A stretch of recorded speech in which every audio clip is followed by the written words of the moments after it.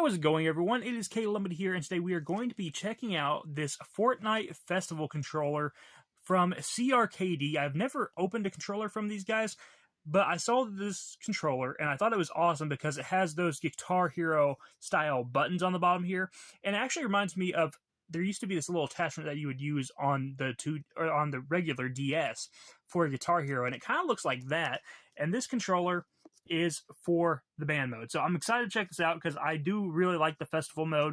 I just call it band mode, but I really like that mode, and I figured this would be a pretty cool thing to check out and try out. I'm going to try it out, and we'll see how this controller is as well, but that's what we get going on right in the box there. It comes in a nice little baggie. Alright, so let's check this sucker out. Okay, I do like that purple look. Obviously, get that purple Fortnite color going on. And, okay, interesting feel. The triggers feel weird. They're really shiny, really glossy, and they're kind of slick. They are actual triggers, so that's good at least. I mean, it has grip on the back, which feels good. Thumbsticks feel fine. Buttons feel okay. That D-pad's not good, but that's... you don't use the D-pad too much anyway, so that's alright. Okay, well, that's alright. It's blinking at me since I pressed that button. These buttons feel iffy. We'll see. Okay, the back does come off, so you can take off that attachment there. That's good. I'm going to be honest with you. First impressions are not great. The triggers and the bumpers feel horrible. And this doesn't feel great either. So, I mean, this is I think this is a $60 controller usually. I got it on sale for like $55. So, for how much you pay, it feels weighty. There's some weight behind it, but I'm definitely questioning some of the decisions in terms of like the triggers and stuff. Like, if they made the triggers more like the material on the back here, I'd probably like the feel of it more, but I'm not sure. I'll see how it feels when I play with it.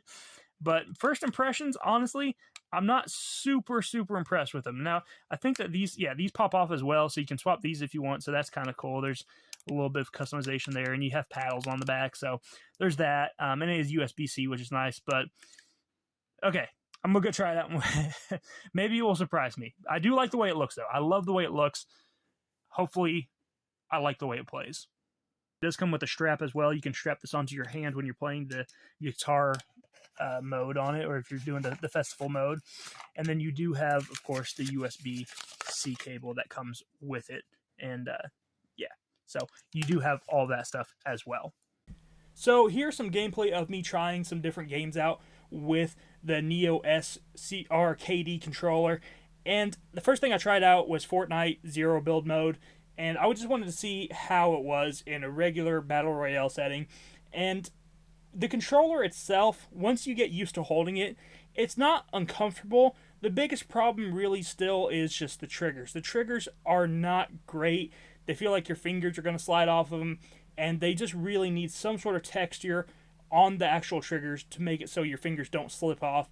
They need something on them other than that glossy finish that they have, because that makes it really hard to play this for games like this. So I'm not a huge fan of using this for Battle Royale, and I probably wouldn't use this in the future for the Battle Royale mode. Now, I did try out the band mode. Obviously, this is mainly for the actual festival mode, so I went ahead and tried it out, and honestly, I started using it more like a regular controller, because trying to use the little attachment that it has to try to make it feel more like, something like Guitar Hero or something like that, it just is not very comfortable, and it kind of just feels awkward. And maybe it's because I have big hands too.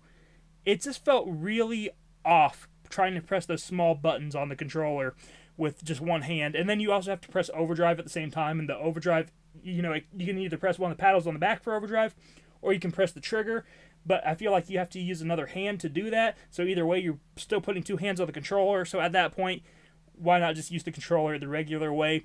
And I will say, when I used the controller the regular way for this mode, I actually liked it. You know, just using it for the regular mode and just using the D-pad and the face buttons wasn't too bad. I was worried about the D-pad at first when I first took this controller out of the box because it didn't feel very good, but I was thinking, you don't use it too much. However, for festival mode, you actually do use it a lot. But it actually works pretty well. Once I get used to the D-pad, I actually kind of like it. I don't think it's a bad D-pad after all, and I think that it's actually pretty good for the festival mode. So if you're wanting to use this like a regular controller for festival mode, it's not bad for that, but again, you're kind of cutting down your options for what you can and can't use this for, or what you feel at least comfortable using this on. And here I'm playing Borderlands 2 with the controller, and this is when I noticed that the face buttons were kind of throwing me off a little bit. And what I mean by that is this controller feels like a Nintendo controller. And because it feels like a Nintendo controller, I'm expecting a Nintendo layout whenever I'm pressing buttons. So I end up usually pressing the wrong button. Now that's not really the fault of the controller. That's more of just muscle memory type thing, and you feel a controller and it's just like, oh, this feels like a Nintendo controller. But it has an Xbox layout, you know, more of that universal layout. So it does throw me off a little bit, but I'm not going to blame the controller for that. The game is plenty playable with the controller, but again, the triggers definitely leave a lot to be desired when you're playing a first-person shooter like Borderlands 2.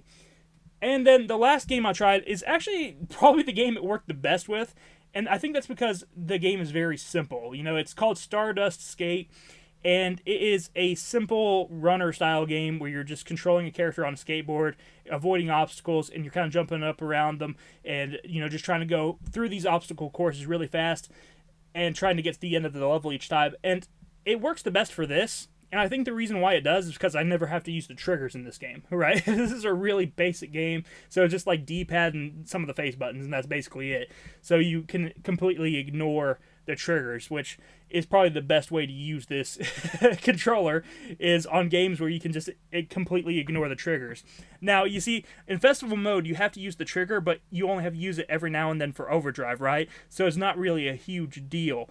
But like, if you're wanting to use this for like any sort of first-person shooter or something like that, I don't really recommend it. I don't think that's a comfortable experience. But for playing a game like this, a simple game that's inspired by other retro games, it works pretty well. I did try Crazy Taxi as well, but the triggers just made this one, again, feel really, really rough, especially because the triggers are really sensitive as well. So sometimes I'd be holding down the brake without even actually meaning to and actually realizing it, because as soon as you just put a little bit of pressure on it, it's activating it.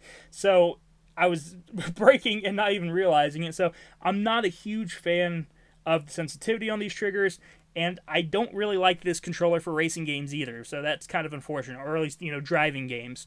So I feel like there's not a whole lot of use that I have personally for this controller. One thing that I do have to say that kind of throws me off after playing with this is the way you hold this controller, right? Like, if you hold it like this, you have your, you know, one finger on those buttons, except for the one on the very bottom here, and it doesn't feel very natural, if I'm being honest, and it's definitely difficult to get used to. And if I'm being honest, I don't really feel like there's much reason to use this unless you just really want to try a different way of playing the game, right?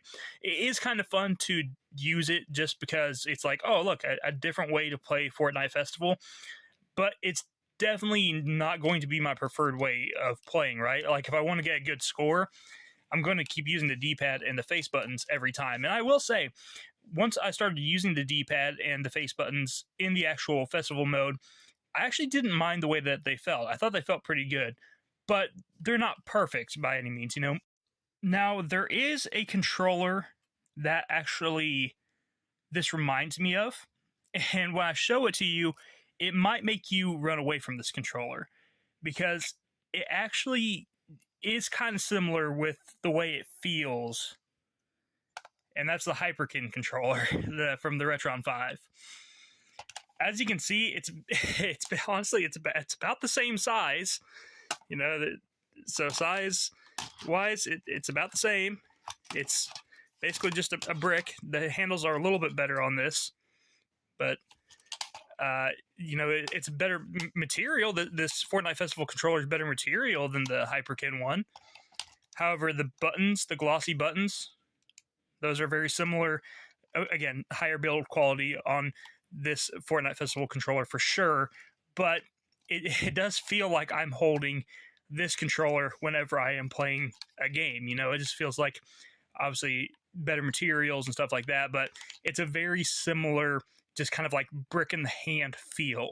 A lot of people hate this controller. A lot of people hate the Hyperkin controller, but I actually like this controller okay. I think it's okay. And that's kind of how I feel about this controller. I just kind of think it's okay. I think that they could have done a better job with these triggers for sure. Definitely should have used the material that they used on the back. So, you actually have some texture there instead of just having this really slick, kind of glossy finish on it. That's not really a great idea there.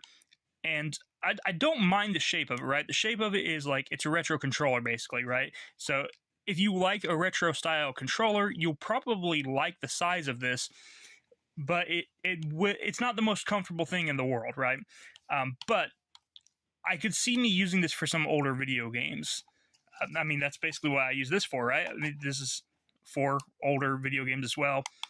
It's kind of funny because the material, even on the triggers, it's that glossy thing there, and glossy on the bumpers like that. But yeah, I'm not going to say that I hate the controller. I'm not going to recommend the controller because it's kind of hard to recommend it because it's not the best controller out there. There's 100% better controllers. In fact, the best controller, in my opinion, for PC gaming, this is called the Stratus Duo. And in my opinion, this is actually the best controller for PC gaming. I really, really love this controller. It's one of my favorite ones. And I've used it for years and it's been going forever. It's a great controller. And if you want just a really good controller, try this out. This, it has a gimmick to it, but the gimmick doesn't really live up to expectations, right? It's a cool idea, and it has a cool paint job. I think it's really cool as a collector's item. As an actual functional controller, I probably would not use this outside of Fortnite, right? Like, it's basically Fortnite. It's made for Fortnite, and I would use it just because, it's Fortnite branded or whatever. And I might use it for some retro games just because it is that, kind of just plain rectangle controller shape like an NES controller. But that'd be about it. It's not fantastic, and I unfortunately can't recommend it. But I'm going to leave this video here. That was the Fortnite Festival CRKD Neo S controller. It's cool looking. It's a cool idea. In my opinion, this controller is just kind of more of a gimmick than it is something that you'd actually want to use. I'm going to leave it there. Thank you guys for watching. I hope you enjoyed. If you did, hit the like button, subscribe button down below. I'll talk to you next time. Bye-bye.